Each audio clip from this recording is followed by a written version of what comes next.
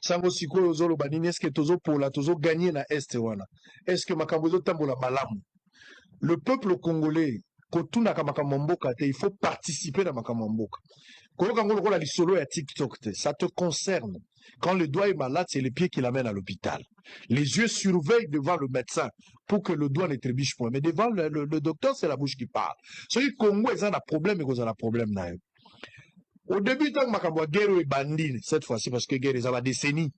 Le Rwanda, tant que Félix Tshisekedi, du président de la République, Azali Kokebisa Kagame, Kagame a compris que ceux qui te ça la guerre, Namboka na Rwanda, baza mboka moké, baza concentré quelque part, Batebele Bakokufa, il va perdre la guerre. Qu'est-ce qu'il a fait? Il a dit, je suis d'accord pour faire la guerre, mais la guerre est pas na bino. A déplacer guerre aye nango pas na biso. Biso to komi presque na défensif parce qu'il faut to protéger population na biso. To kwa kobeta mandu qui a réserve il y a en désordre te sachant que tous na batu na Goma na Bukavu faut to protéger la population civile. Mais bango bazo profiter bazo mona ngolo a une faiblesse de notre part ba attaquer biso jusqu'à ce que bazo ba ville ndenge bazui. Mais j'aime l'approche. Il y a Félix Tshisekedi. Quand l'adversaire est fort, il faut plus l'attaquer, il faut le contourner. Surtout, je l'ai toujours dit, devant un hypocrite, il faut se faire passer pour hypocrite aussi. Et que les meilleurs hypocrites gagnent. Tshisekedi a compris qu'avec l'armée, la volonté à bas jeunes, il y a armée, d'une manière générale, les alliés, à part quelle infiltration jusqu'à présent, en temps réel, Bazo Luka, comment il faut décourager notre armée. Mais la grande partie, Basoda Nabiso, Bazaki na bolingo ya kobunda, bazala bolingo ya kobunda. Voilà pourquoi l'État vaccina mbongo, kaka une manière à motiver bango babunda. Mais tu sais que d'abord qu'avec cette armée, tu continuer à kobunda, mais il y a un grand travail à faire. L'armée fait déjà un grand travail. Mais perfection, tozo luka. Ça va nous prendre du temps. L'État met de moyens. Bazo continuer ma formation et la volonté. Tozo qu'on rappelle que l'on je pense que dans un avenir très proche, nous serons encore na zénith tozo luka ndenge toko imaginer te. Bravo na armée na ba effort makasi wazo sala. Mais autre koma dans 2 ans, 3 ans, 4, 5 ans, je pense que Batebele ba robanga biso. Mais Tshisekedi a compris cela. Tshisekedi a imposé règles et à jeu. Kagame a imposé qui guerre biso to imposer diplomatie. Et ça coup proportionnel. Kagame a dit que point fort na ye za guerre, na guerre nda ko beta biso. Biso vite, na guerre peut to bunda. Mais biso to ko perdre des potes za la bato na biso belé faut to protéger. Il y a beaucoup de méandres. To ko bunda, mais to ko bunda sikote. To ko bunda pour na ko batela, mais to ko bunda parce que to yebi intégrité. Oh, il y a eu beaucoup de réflexions autour de ça. Et nous avons étudié, Tshisekedi a imposé également na Kagame. Kagame ne s'attendait pas que Tshisekedi a imposé les règles du jeu. Oh, ils ont makabotali diplomatie. Il y a un kere kozala. Tshisekedi a déplacé Kagame na terrain. Tobunda koto te yaka côté la diplomatie. A imposé la diplomatie place Kagame a commis un problème na diplomatie. Kuna komika français quand nous filmons vous faites. Masasi ya malobezo betan. Accusation na accusation. Tokomo vivre makambo film.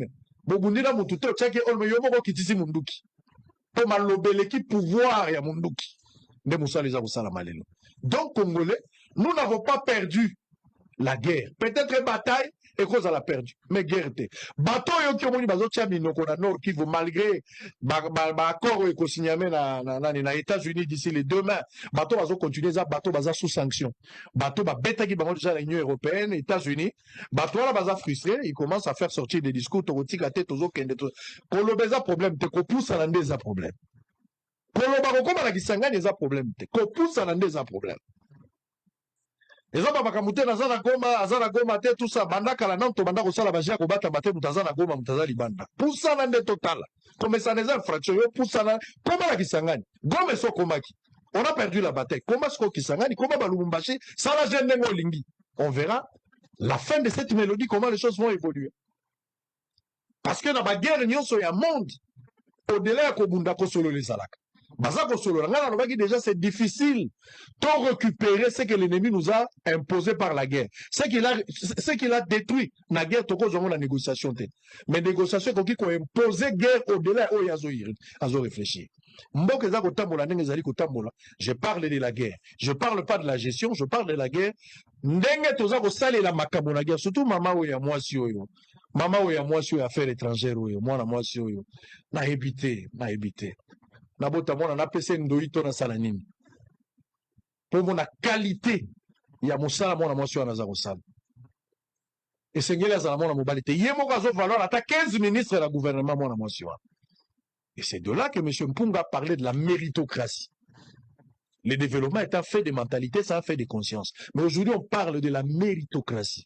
Non pas un parti politique. Union nationale, la gouvernement, il y a des improductifs, les gens qui sont dépassés par les événements, comme je l'ai toujours dit.